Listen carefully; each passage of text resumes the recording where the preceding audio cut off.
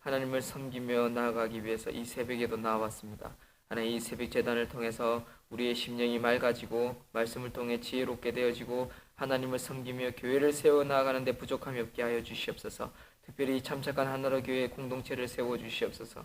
교회를 든든히 세워 주시옵소서. 일꾼을 보내어 주시고 하나님 물질의 부족함이 없게 해 주시고 교회의 지도자들이 세워지게 해 주시고 하나님 사역자들이 세워지며 영혼을 살리고 세우는 데 필요한 교회가 될 수 있도록 주여 써 주시옵소서. 하나님, 이 아침 새벽에도 말씀을 듣고자 나왔습니다. 깨달음 주시고 지혜 주시고 성령 충만함 주시고 모든 가정들이 굳건히 바르게 설 수 있도록 하나님 우리의 기도를 들어주시고 응답하여 주시옵소서. 자녀들이 형통케 되어지기를 소망합니다. 자녀들이 앞길이 하나님 아버지 온전하게 되어지기를 소망합니다. 붙들어 주시고 하나님 위로하여 주시고 기도 응답해 주시옵소서. 지혜를 주시옵소서. 건강 주시옵소서. 모든 성도님들마다 하나 되어지고 서로 사랑하며 상호 복종하며 서로 섬겨 나아가는데 부족함이 없는 부부들 되게 해 주시옵소서. 하나님, 이 시간에도 성령이 임하시서 기도하는 그런 제단 되기를 소망하옵고 기도하는 성도들을 보내어 주시옵소서. 말씀을 듣겠습니다. 깨달음 주시옵소서. 예수님 이름으로 기도드립니다. 아멘. 오늘은 이제 에베소서 마지막이네요. 6장 18절에서 24절. 6장 18절에서 24절 우리 한 목소리로 끝까지 읽겠습니다. 시작. 모든 기도와 간구를 하되 항상 성령 안에서 기도하고 이를 위하여 깨어 구하기를 항상 힘쓰며 여러 성도를 위하여 구하라. 또 나를 위하여 구할 것은 내게 말씀을 주사 나로 입을 열어 복음의 비밀을 담대히 알리게 하옵소서 할 것이니 이 일을 위하여 내가 쇠사슬에 매인 사신이 된 것은 나로 이 일에 당연히 할 말을 담대히 하게 하려 하심이라. 나의 사정 곧 내가 무엇을 하는지 너희에게도 알리려 하노니 사랑을 받은 형제여 주 안에서 진실한 일꾼인 두기구가 모든 일을 너희에게 알리리라. 우리 사장을 알리고 또 너희 마음을 위로하기 위하여 내가 특별히 그를 너희에게 보내었노라. 아버지 하나님과 주 예수 그리스도께로부터 평안과 믿음을 겸한 사랑이 형제들에게 있을지어다. 우리 주 예수 그리스도를 변함없이 사랑하는 모든 자에게 은혜가 있을지어다. 아멘. 오늘은 영적 전쟁과 기도에 대해서 우리가 하는 말씀 한번 살펴보겠습니다. 영적 전쟁과 기도. 말씀과 더불어서 영적 전쟁에 사용할 수 있는 또 하나의 공격 무기라고 할 수 있는 것은 기도입니다. 말씀과 기도. 말씀과 기도 외에는 우리가 거룩하여질 수 없고 말씀과 기도 외에는 다른 방법이 없습니다.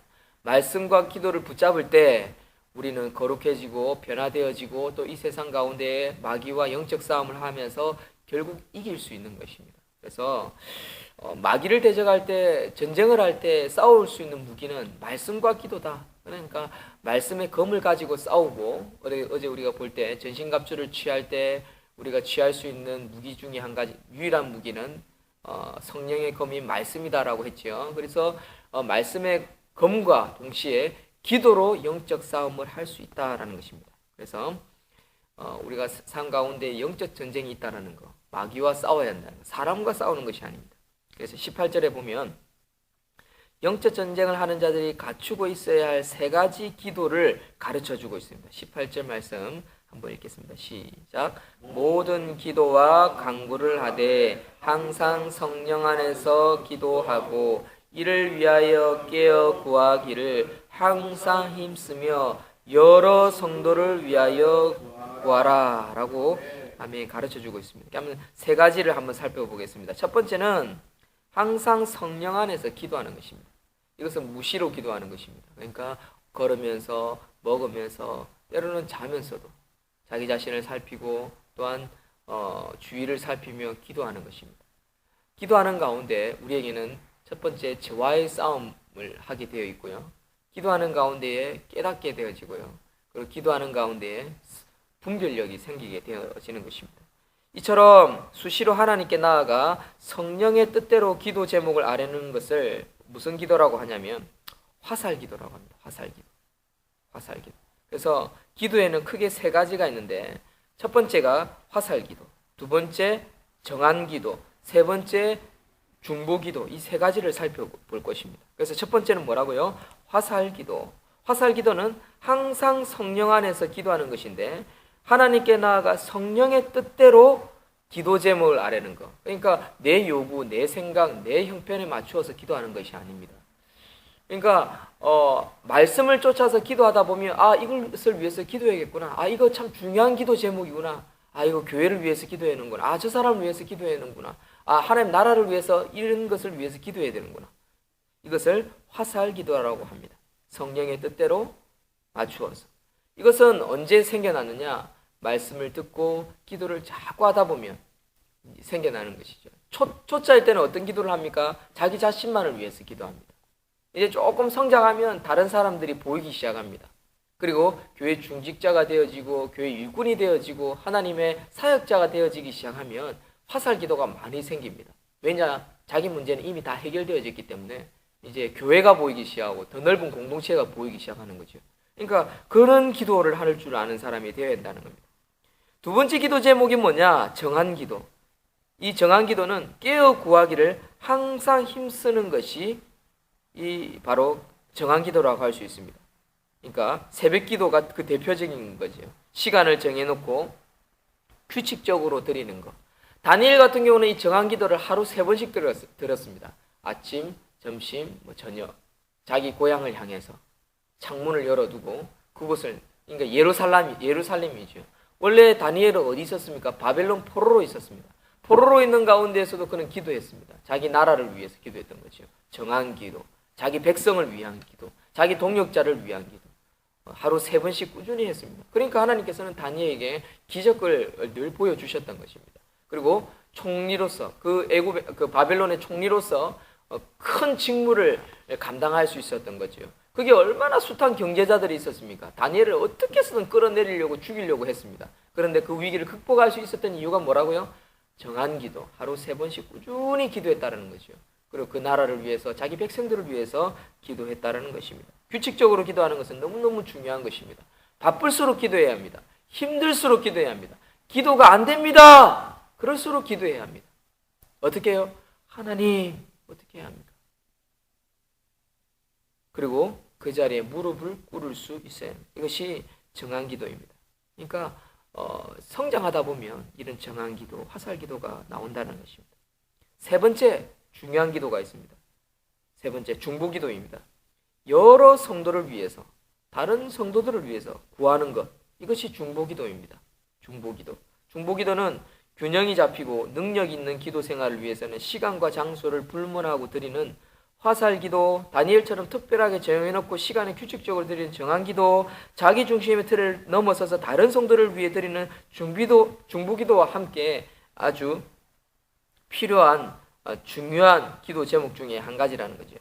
특별히 중보기도는요, 그 보병이 전투할 때 전투에 앞서서 행해지는 포병의 지원 사역과 같은 것이라고 할 수 있죠. 포병이 어떻게 합니까? 보병이 전진하기 전에 뒤에서 막 쏘옵니다. 그렇죠? 어떤 일정 지역에. 왜 그렇습니까? 거기에 마귀들, 적군들이 많기 때문에 그렇습니다.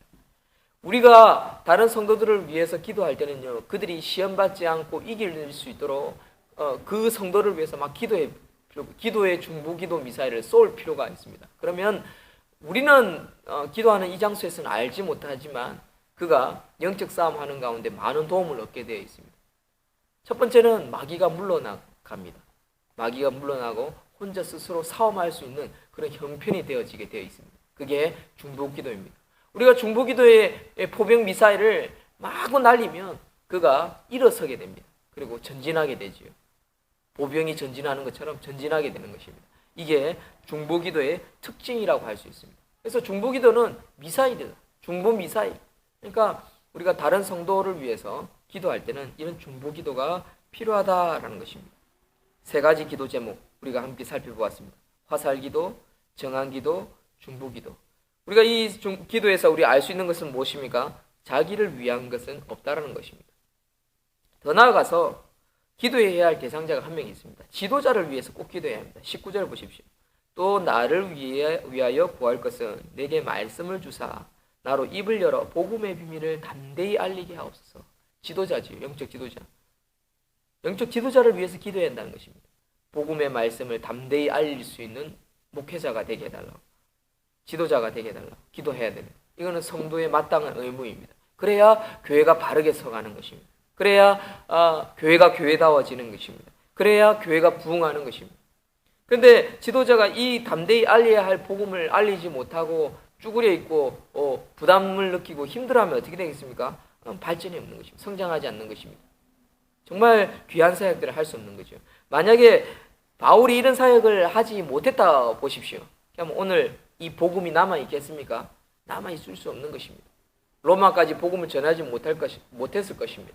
그리고 복음이 우리나라까지 오는데 많은 애로가 있었을 것입니다.